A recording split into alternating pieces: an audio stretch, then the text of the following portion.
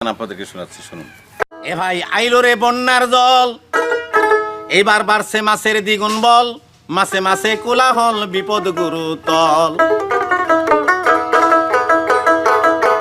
একদিন পুঁটি মাছ মিটিং করে, সন্ধ্যার কিনে কই তোমারে, আরে শৌল মাছ কেন এত দাবরায় এতই তার পাওয়ার, আরে শৌল মাছ কেন এত দাবরায় এতই তার পাওয়ার, গেলে আবার বেশি জলে অমনি ধরে বোয়ালে,